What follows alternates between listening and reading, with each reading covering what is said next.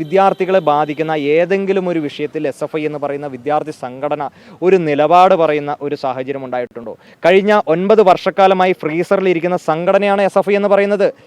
അവസാന വർഷത്തിലേക്ക് എത്തുമ്പോൾ അവർ ഇവിടെ ഉണ്ട് എന്ന് അവരുടെ നിലനിൽപ്പ് അല്ലെങ്കിൽ അവരുടെ അസ്തിത്വം ഉറപ്പിക്കുന്നതിന് വേണ്ടിയിട്ട് സമര പൊറാട്ട് നാടകങ്ങളുമായി കേരളത്തിൻ്റെ യൂണിവേഴ്സിറ്റികളിൽ SFI അഴിഞ്ഞാടുന്ന ഒരു സ്ഥിതിയാണ് നമുക്ക് കാണുന്നത്.